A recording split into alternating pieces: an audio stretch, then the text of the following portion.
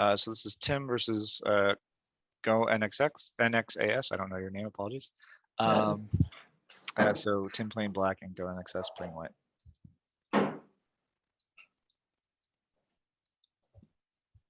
So I would say that C2 is probably a bit of a mistake.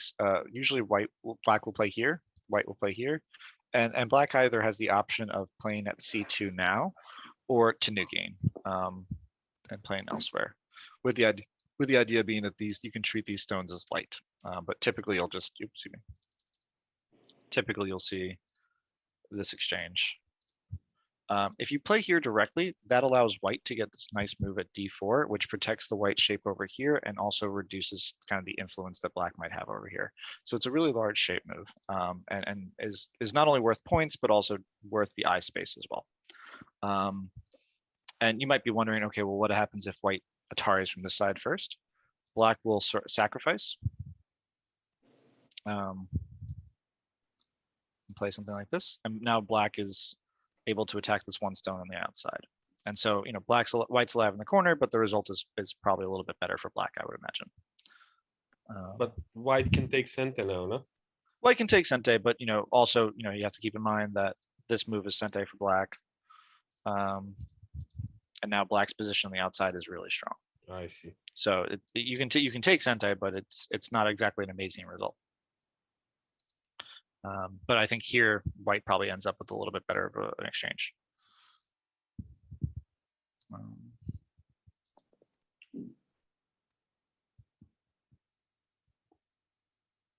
So this is okay. I might be more inclined. So I think I think down level players kind of refer to things as like what's more interesting, as opposed to like what's big. And this area here is not particularly interesting to me. And the reason for that is it's only ever going to be white's territory. It's never really going to be black's territory. And so if black were to invade here, excuse me, black were to invade here, it's going to be, not that much territory for black, maybe a few points at most. I would be much more inclined to take this kind of wider open space where there's an extra space or two and play it over here. Because there's more territory to be had here. And the other part is that this black group is a little bit weaker than this white group, so you don't need to necessarily add another move to protect. It's a very small difference, but kind of thinking about not just what's large, but also like where can be territory for both sides is really going to help, because you're able to figure out, okay, well, if that's worth 5 points for me and 5 points for him, that's a 10-point move, whereas opposed to it's only worth 5 points for me and he's just taking away that's just 5 points.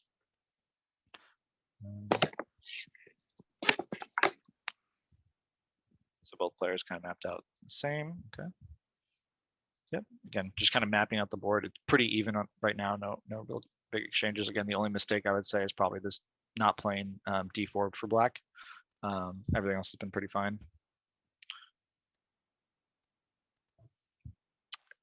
It's kind of tough to judge this move. I would be more inclined to maybe invade. And the reason is this 4-4 exchange is more open. This like kind of 4-4 knights move is more open than this side of the board is over here for white. And certainly, this side over here is symmetrical to this side over here, right? So because of that, I would try to take advantage of the weakness in this area where it's more easily invadable. When white plays here, it's just white trying to expand the center territory, which is perfectly fine, but it does make it harder to live here. So this is perfectly reasonable for white to play, but if black's able to break through the center, it's not clear how effective this wall is going to be. But again, the more strength that black has here, the harder it's going to be for white to eventually live there. And unfortunately, I think the Hane here is definitely questionable. This is black's strength here. Black's going to cut, or black should cut. It looks like black didn't cut in the game. But this stone is going to come under some severe pressure. Everything around it is black, right? There's 2 white stones here and there's a white stone here, but there's a ton of free space for this black stone to run out through. So it's kind of tough to see, okay, well, which direction does white run? Does white push this way? Well, that's going to hurt this stone over here, right? Does white play this way, okay, well, that's going to hurt these two stones over here, right? Does white come out this way? Okay, obviously that hurts this stone and it hurts this stone, right? Does white come out this way? Okay, that still hurts these two stones over here, and white still has to come back and answer over here. So all that to say is this fight really should be advantageous for black, and so I think here white needs to extend one more. What happened in the game? So black just played here, and this lets white off way too easily. Now white gets to expand its territory in a much larger setting than black is able to, right?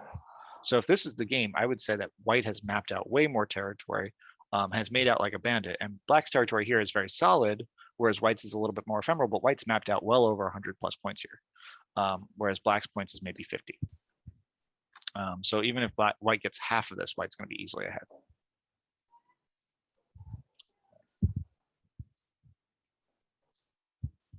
So again, just white taking the large points here, and this is fine. And again, I think white's playing a much more global scale. So even though black's points are more solid, white is just mapping out way more points than black's ever going to be able to have. And also one thing to know is black's entirely on the third line here. You want to have a nice balance of third line and fourth line stones. Does anyone know why play revolves around the third and fourth lines? Think about the difference between influence and territory. Well, that's what we attribute to them. But there's a reason why it's third and fourth and not fourth and fifth or second and third. And I'll say this: the influence and territory plays into it. But anyone else want to hazard a guess before I give the answer? I would say that having two different lines help on connectivity, and having stones on the third lines make it harder for the other one to invade. Well, so why wouldn't you do fourth and fifth lines then, right? Because that leaves you more space for invasion. Then why not second and third then? So there's a very specific thing that I'm trying to get at, and I think we're close to it. If you were to take stones around the third line, so the C line here, this all the way around on the third line, and you would take stones around the fourth line, that's the closest ratio you're going to get to equivalent points. So if you take the territory on the outside and you take the territory on the inside, they're not exactly the same. I think the inside is a little bit less than the territory on the outside, but that idea being that they're pretty close. However, if you were to do the same with stones on the second line all around the board and stones on the third line, the stones on the second line are not going to be worth nearly the same as the stones on the third line getting the center territory. And so that's why we focus on the third and fourth lines, because it creates that kind of balance where both players can be somewhat happy with the result.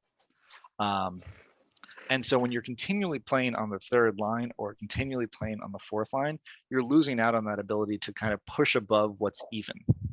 And so if you're only playing on the fourth line, you're probably not going to lose. You're probably going to lose to a person who's getting all third line territory.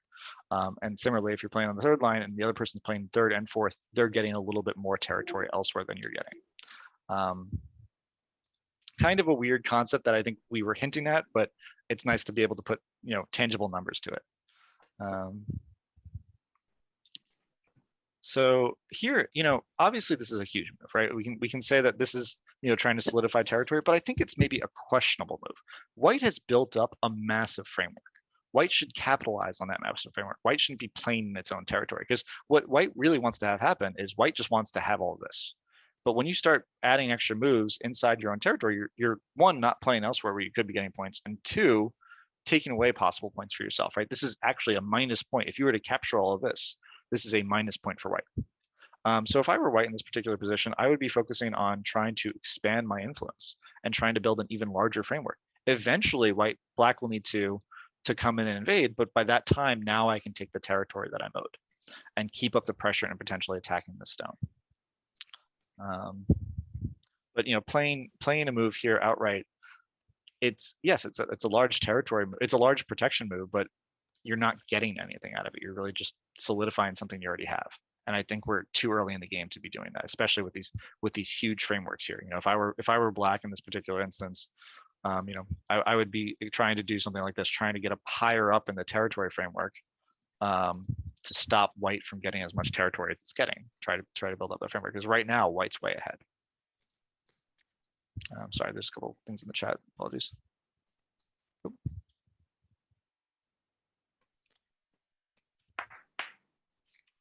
So, again, with all this influence here, what can black reasonably expect to get out of the stone?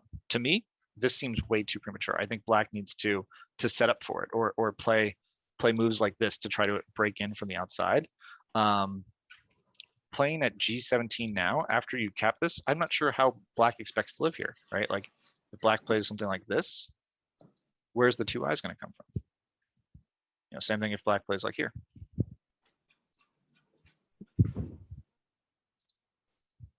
Sorry. There's just no space for 2 eyes. And so I think this invasion is much too premature, and I would be much more inclined to play a large, move to kind of break up the formation, or something like this to invade the formation. Or if you want to get more aggressive, you can play something like this.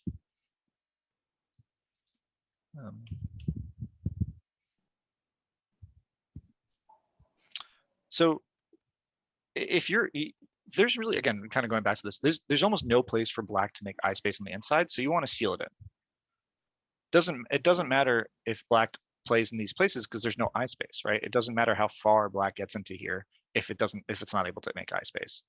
So it's much more important to surround it from the outside than it is to just take the territory right now. Because if black is able to get out, then it's destroyed all this area over here that you've mapped out as well. That makes sense, Tim?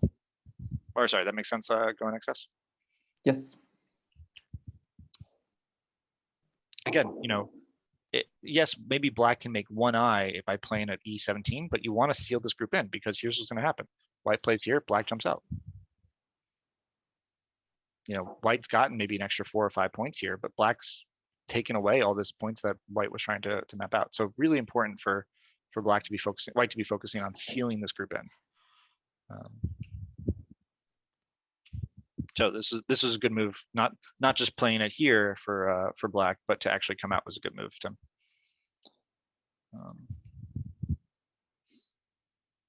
I would say maybe this move is a little bit questionable now, because now it's all about getting eye shape over here for white, or for black, excuse me.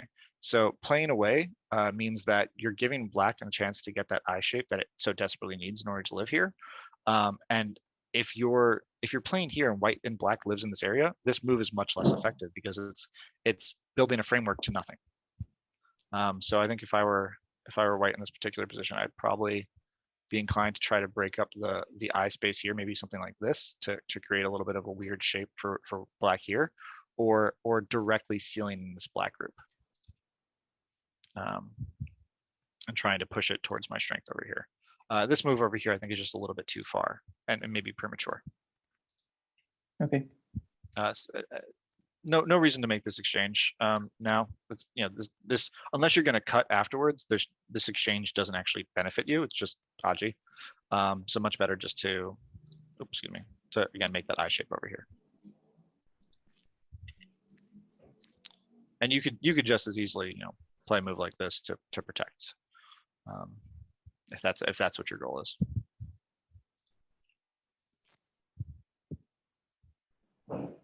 And so, when we're looking at this, yes, black is making this huge framework, but if white's able to kill this group, it doesn't matter how much black's making, right? This is going to be way too much territory.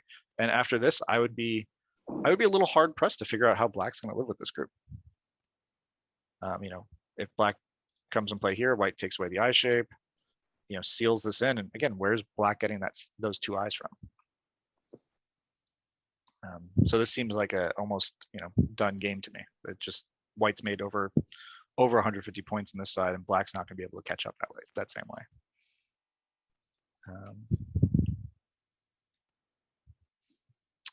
Yeah, this jump is probably a little questionable. We have these weaknesses for black over here, so I think that black probably needs to maybe try something like this. I don't know. It's a really tough game for black. I mean, realistically, black should just be spending every move to try to figure out how to live here.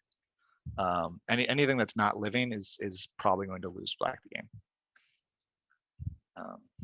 And these exchanges over here were really just free points for white, right? White got to capture the stone for free.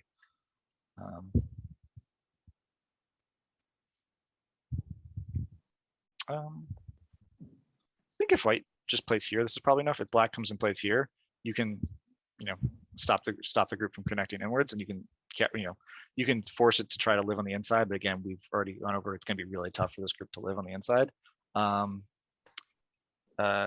Playing here, I think, just gives black a chance to live with this group, and the more stones that black has over here, the more likely this group's going to live over here. So I think that playing at K4, even though normally I think this would be a good move, is maybe a little bit questionable right now. Because again, black doesn't really care about these few points over here. Black cares about getting in and breaking apart white's territory.